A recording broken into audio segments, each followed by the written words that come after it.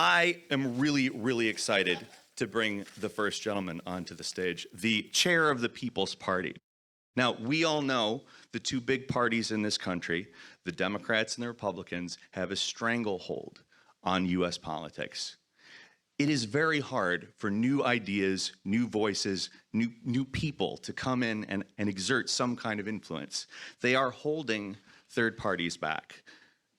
Nick Brana, he is going to come and speak to you about this, and I am so excited. Please put your hands together. Please make him feel welcome.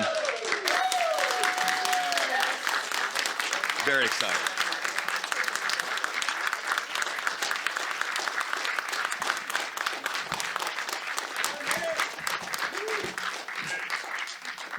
Hey, it's so great to see you all. Is this thing detachable? Yeah, probably, but I guess, I don't know if the camera would catch it. It's great to see you all. It's always. I saw a bunch of you guys in Chicago at the last big CPI get-together. It was also a fantastic event, like Elizabeth talked about. And so it's great to be with you all again. You know, I want to say a little bit to begin with about the Democracy Summit. And so I did some reading before the event on the Democracy Summit, and it turns out they have these 5 pillars of what they're supposed to be fighting for, what they're supposed to achieve from the last kind of summit they did like a couple of years ago. These are great. So the first one is promoting independent media. Promoting independent media. Not a joke. The next one, protecting journalists. Not a joke. After that, fighting corruption. It's a clown show. It's the United States. We all know what the Democracy Summit really is. It's the United States trying to desperately wrangle together whoever they feel is still in their imperial control and dominion for a veneer of legitimacy for this war that they're waging in Ukraine, the Third World War that they've started right now, and this desperate attempt to maintain American hegemony in a world where the rest of the world is rising and going right by the United States.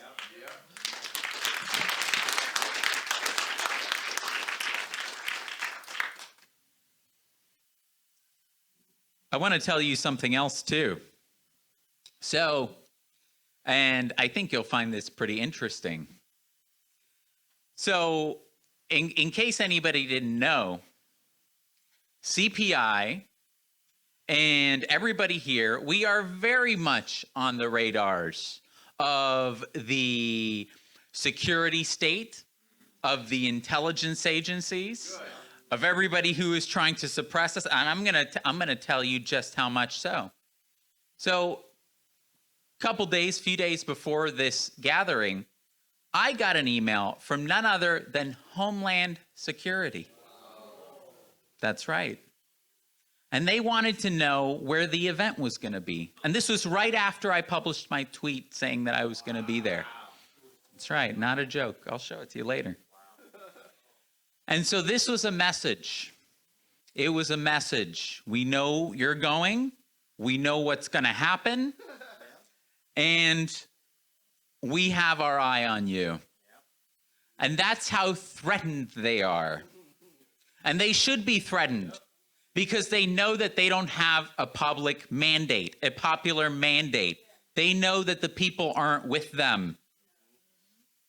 If they thought they had any kind of public backing, they wouldn't feel the need to try to threaten or intimidate or send those kinds of messages to people, to activists who are here, who are fighting for a country that doesn't just benefit billionaires and that isn't threatening a nuclear war.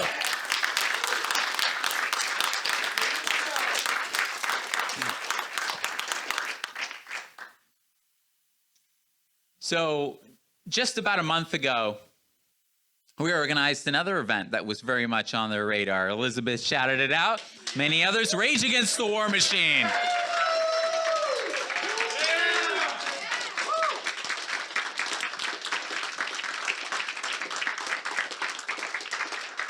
Like Elizabeth said, it was the largest anti-war demonstration in the United States. Thousands of people joined us. The largest demonstration in almost 20 years since the Iraq War.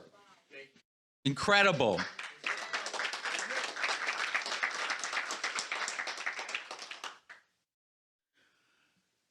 And we immediately saw how threatening it was to the powerful, because right afterwards, we were attacked by MSNBC, not once, but twice. Rachel Maddow attacked us on primetime, and Joy-Ann Reid attacked us too. Ironically, MSNBC, though, had another reporter on the ground who apparently didn't get the memo. And so this reporter did. She was obviously new, didn't know very much about how MSNBC does things. And so she went there and she actually talked to the people and said, why are you here? And the responses, of course, were not the caricature that Rachel Maddow and Joy-Ann Reid created. It wasn't, Rachel, for anyone who hasn't seen Rachel Maddow's coverage, you got to see it. It's hilarious, Doesn't read a word of the website, doesn't talk to anyone at the event, just sees some Russian flags and says, it's Russia, it's all Russia. They must be completely just pro-Putin, Putin apologists.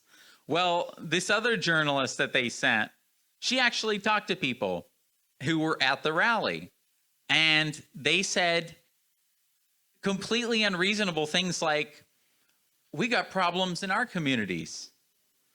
And I'm tired of billions of dollars that I pay to our government going to wage wars and kill people abroad. I don't want to start a nuclear war. Someone who had a great sign that I remember that said, nuclear war is really bad climate change. I think that made it into the segment.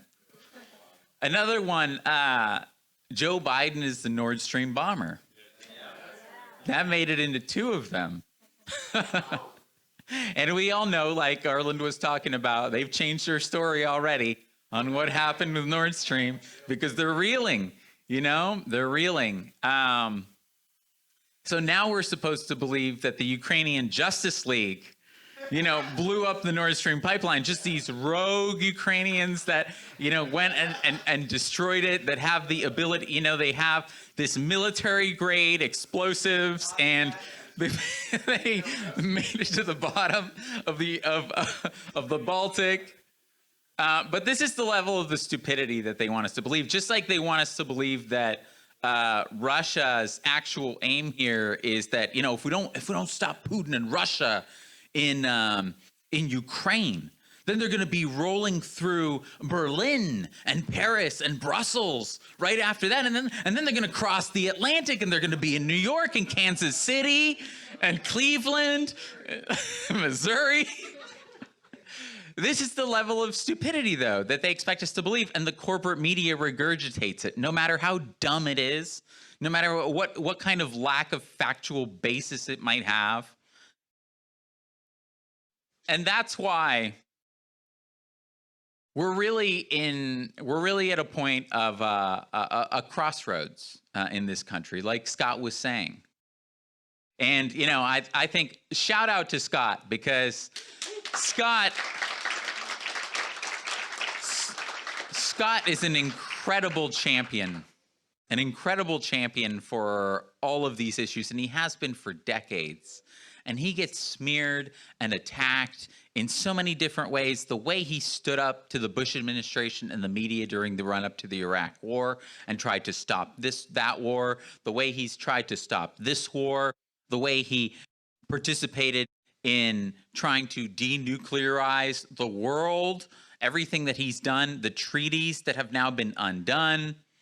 And so I told Scott, and Scott, I think you all know, Scott wasn't able to speak at Rage Against the War Machine, but that wasn't all of our perspective.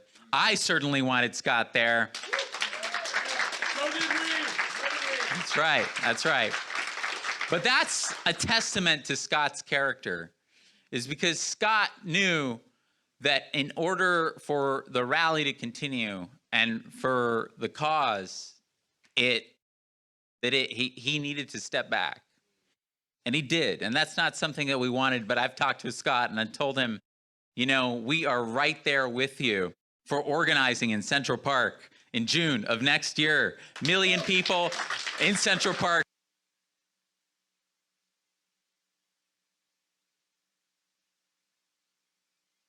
There we go. So I want to say a word about the crossroads that we find ourselves in now, and why independent parties like the People's Party are so important in this moment. We're at a historic crossroads for America and humanity with so many different converging problems. We have the war in Ukraine. We have a change at the scale of that hasn't been seen globally, geopolitically, that hasn't been seen since the Second World War. We have the greatest scale of change and pace of change now with the rise of the BRICS nations, the application of recently Mexico, of course, Argentina, Saudi Arabia, Iran, so many different countries. We are seeing and witnessing in real time the birth of a different world. And it's our imperative now in the United States, as the country that is holding that back and fighting against that, we have the potential to offer an alternative. What if an imperial power, instead of going down in the way that other imperial powers have, as Rome, what if it participated in a militaristic conquest, a final last gasp of trying to wage war around any vassal state or any part of the world that now refuses to conform to its imperial order? What if instead in the United States, we actually participated in creating that world of peace and development in the future? What if we participated instead? What if we actually marked the end of imperialism in human history? That's what we have the chance to do in the United States. But it's not going to come from the Democrat or the Republican parties. Well, at the same time, we find ourselves in a crossroads with the collapse of the financial system. The second and third largest banks failing since the Great Recession. And of course, we all know it was the Democrats that undid the Glass-Steagall protections. They were the ones that undid the financial protections, that actually laid the groundwork during the Clinton administration in the 90s for the Great Recession. And then, of course, they fixed nothing during the Great Recession in terms of financial regulations, regulating derivatives, breaking up the merger between investment and commercial banking, doing anything about speculation. And so as a result, we had another financial crash in 2020, and they used COVID to mask this one. Billions of dollars. Yeah, that's right. That's right. And now we're seeing it again. And so as we recognize the patterns of what the establishment does, how they cover up their crimes, how they cover up the fact that the financial system truly hasn't been changed in any substantial way, we know that they're going to do the same thing. Just like exactly the same. They're going to orchestrate something. If they can't contain this banking collapse, and it doesn't look that way, they're going to orchestrate something to blame it on. And look for that. Look for that, because they have other imperial aims that they want to satisfy in Ukraine. So just like you have Ukraine attempting to, the strike in Poland, which may have been a false flag from Ukraine. That also, likewise, you have Ukraine with the United States trying to manufacture some kind, or elements in the United States, some kind of pretext to widen the war. Because, as Scott says so eloquently, so often, Ukraine is losing, and they're going to lose unless they can broaden the war. And even broaden the war to the point of nuclear war. Because we all know that Zelensky said he's already declared his intentions. He was advocating for a nuclear first strike against Russia. That's the level of insanity that we're dealing with. So we have this financial crisis. We have the greatest geopolitical shift that we've had since the end of the Second World War. We have the merging of corporations and state in the United States. And we also have something that I talked about at the last CPI conference in Chicago, and that is the impact of exponentially accelerating technologies. And I want to mention it again because nuclear weapons are not the only existentially threatening technology. But in the way that we develop technology and the paradigm that we have now under complete free reign capitalism, where everything is developed for profit, nothing's developed for, with zero kind of eye to human well-being. You have other technologies that are being developed now, like nuclear weapons, that threaten to exterminate humanity. Geez, dealing with nuclear weapons is bad enough. And the way that we've been brought closer than the Cuban Missile Crisis to the brink of nuclear annihilation is bad enough. But on top of that, we have biological weapons. We know now even elements inside the US government, the Department of Energy, are admitting that COVID came from a lab. And the United States has created variations of COVID that have death rates of 35%, 55%, even up to 80% in labs. How long is it before another version of this either gets leaked or released? Anybody who's looked into how viruses and lab leaks knows that they happen a lot more frequently than anybody wants to believe. And on top of that, you have nanotechnology weapons. You have artificial intelligence weaponry. You have the ability to redirect asteroids that we're developing. You have artificial intelligence itself also being developed for raw power and profit, which some computer scientists are beginning to say, and are beginning to wonder, is it developing sentience? And so that truly emphasizes the absurdity of where we are as a civilization, as a people, the system that we find ourselves in, this decaying capitalist system that is developing a superior intelligence to our species with no safeguards, no public discourse, no kind of protections, no ethical conversation. That's the suicidal level of just disregard for human life that we find now in this system that is led by the United States. So we as the People's Party, we are committed to breaking this system down. We're committed to doing it in partnership with all of you. We're committed to stopping this war.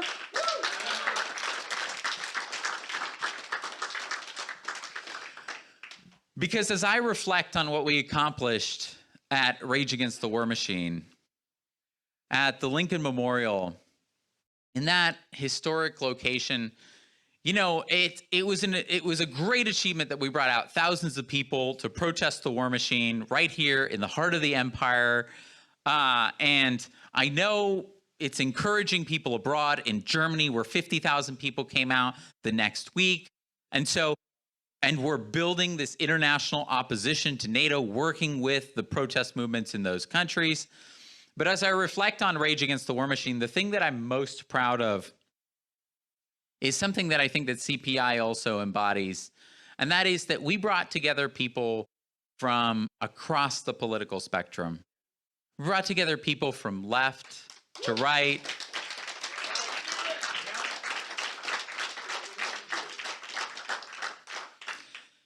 And as we stood there on the steps of that memorial, steeped in the history and the legacy of that place on that sunny day, something amazing happened. We were there with libertarians and communists and socialists and people in the center and leftists. But when we were there, our labels fell away. They were unimportant. We didn't, when we looked at each other both in the crowd and those of us as organizers, we didn't see libertarians, socialists, centrist, leftist. We just saw people. We saw people who want what's best for their families, people who want what's best for their communities, for their country, and for the world. We saw people who were motivated and brought together by a love of humanity and a love of what we're fighting for. And if we could do it there, if we could do it in Rage Against the War Machine, against all the imperial might, without anything but attacks from the corporate media, no promotion, just the independent media bringing it together, then we can do it in other issues, and we can do it in general, and we can bring people together to fight against the oligarchy and imperialism and this country and the corporate state, and we can bring down this system, and we can build something much better that actually serves people in its place. So thank you all for having me. It's good to see you and great to be working with you.